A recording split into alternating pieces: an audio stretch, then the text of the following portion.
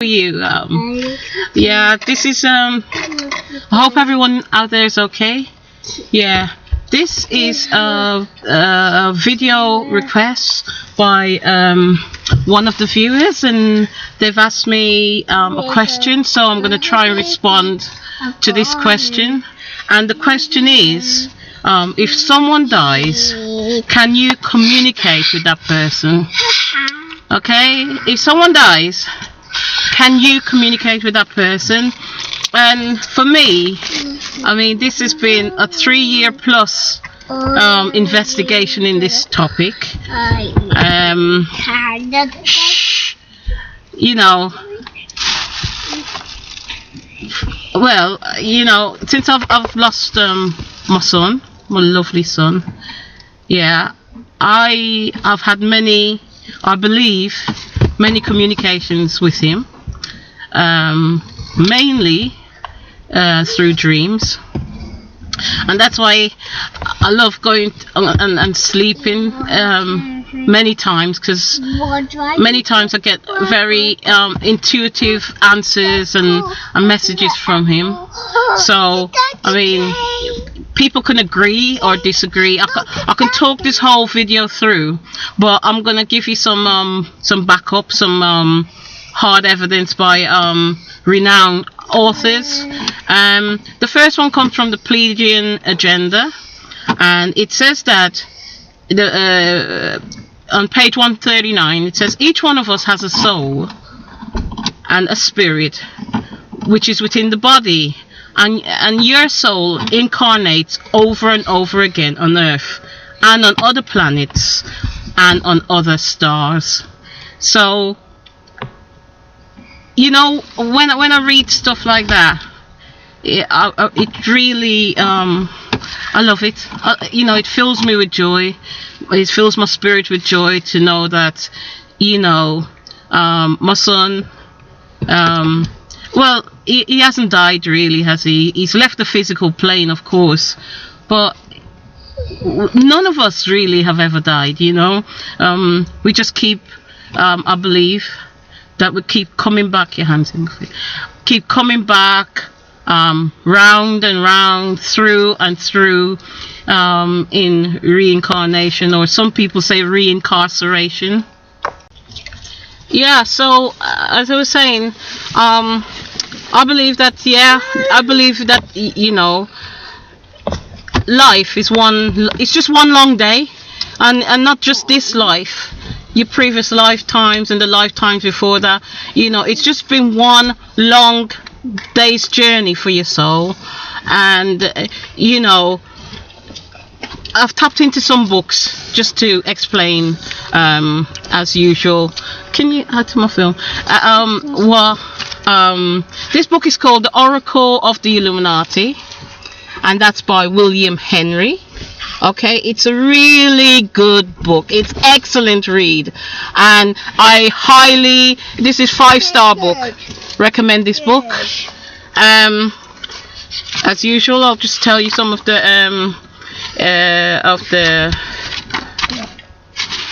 okay, chapter 1 says, from cloak to oracle. Chapter 2, the return of Sophia. Number 3, the cosmic G-spot stimulator. Number 4, reality of the rulers. Number 5, the hymn of the pearl. Number 6, the realm of the Illuminati. Number 7, Francis Bacon oracle. Number 9, Enki and the flower of light. Number 10, the Godhead and the dodecahedron. 11, the Star Walker, and number 12, the Big Secret. And I'm just going to give you a little blurb. You know, when I first read this book, I couldn't put it down. Every single page was, it's gold dust. Really is gold dust, and every single page is filled with knowledge, you know, metaphysical knowledge, esoteric knowledge. You know, it's just there. It's a brilliant book. I'm going to read this for you. Let's see, what page am I on? And this is talking about, you know, us being soul beings, and, you know, can you communicate with someone after they die? And on page 13 of this book, it says, the soul enters a sleeping state in the body. And if it is walking around in a dream, just as in the children's rhyme, row, row, row your boat gently down the stream. Merrily, merrily, merrily, merrily, life is but a dream. And it talks about the dense living energy patterns that are composed of 4 elements. The 4 elements, which are earth, air, fire, and water. And the object of the earth on life, the object of earth life, according to the Gnostic text, he says, is to wake up and discover the secret of the 5th divine force. Okay, which that is the, you know, the soul. So there's 4 elements: the earth, the air, fire, and water, and there's a 5th element. And I love this book. I'll give you some more quotes. On page 15, it talks about the short list of powers we would have if we lived in a nano fog. You know, if we were living in a nano fog. So the first one, he says, is creation, the ability to manifest or unmanifest objects on command.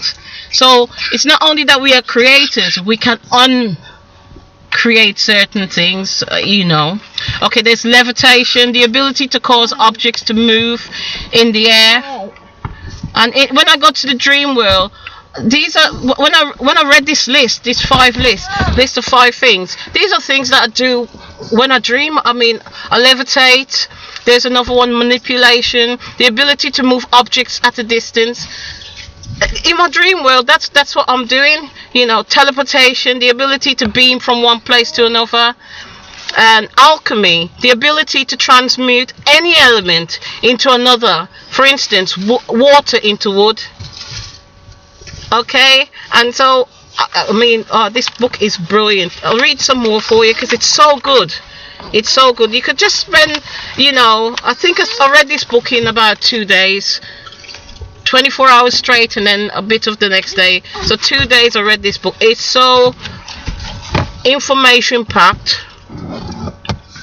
It says that on page 75, it says that we're trapped in matter and we're enslaved forever in the wheel of reincarnation as tillers of the Garden of Eden. You know? Yeah.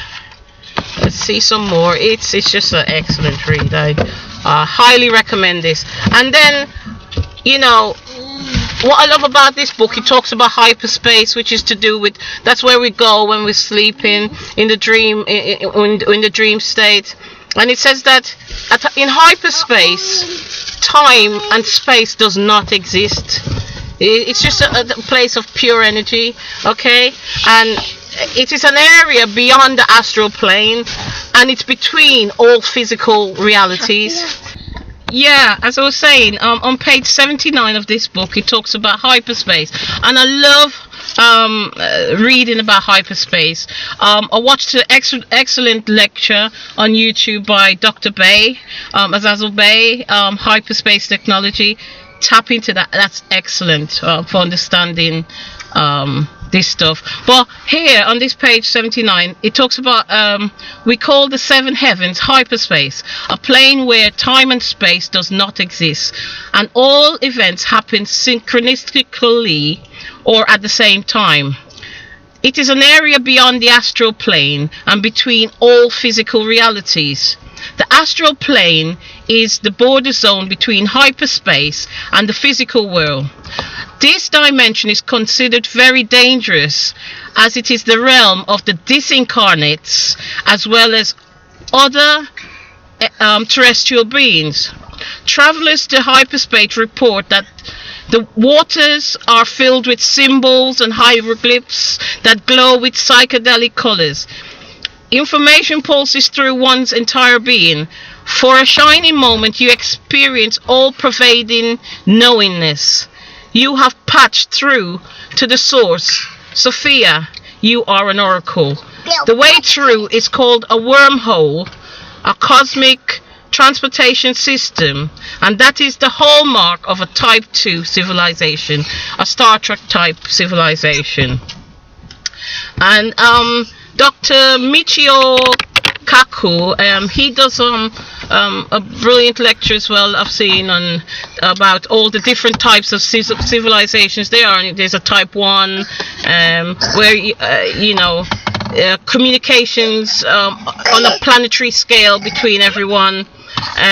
Type 2 where the total energy output by exploiting the total energy output of its central star, and the type 3 civilization would have evolved far enough to tap the energy resources of an entire galaxy. So yeah, it's an excellent book. There's some more. There's what did I say? Oh yeah, and it says here, I want to show you this picture, this illustration. It's not a picture, it's some illustration. I can't. Can you see that? I don't know if you can. No, not that one. This one. Okay. And it says that, let's have a look. It says that in 100,000 years of man's unknown history, the French author Robert Charroux suggests that the inhabitants of Atlantis were blue-skinned people, and they resettled after the cataclysm of Atlantis. The blue-skinned people who enjoyed vibrant health well into old age. And I love hearing about people and times when we have been able to tap into that knowledge of extended life, and just staying in this body long enough to understand the mysteries of the universe and the omniverse. So there's that. And then another one I can bring to you, which is, let's see some more what it says. I love this book. I can't put this book. It's just packed. Once you buy this book, you would never put this book down. It is excellent. It talks about on page 204. It says many ancient civilizations believe that through meditation and visualization, you can stimulate the pineal gland to function as it had by our ancestors as a generator of the blue apple or the blue being. Hindu mystics practicing Kundalini yoga strive to cause the spirit fire to raise up the spinal cord and free the crown chakra, igniting a halo around the head. Ancient Kemetian royalty, such as Akhenaten, wore the coiled cobra over the third eye to symbolize the Kundalini, or the eye of Horus, that had been awakened in them. And there's a little illustration. Okay, and then it goes on to say, the great teachers say it is possible for students or disciples to raise Kundalini up to the third eye on effort alone. Spontaneous eruptions are also reported, but to raise it through the pineal or third eye is not possible without the guru, the blue being. Kundalini, when it reaches the third eye, vibrates through the pineal like a waving finger or tail. Some report that at one stage of raising Kundalini, they can see and feel this fluctuating finger with an intense buzzing. And it goes on and on about being the pineal gland is a radio receiver for the Godhead. It's excellent read, excellent.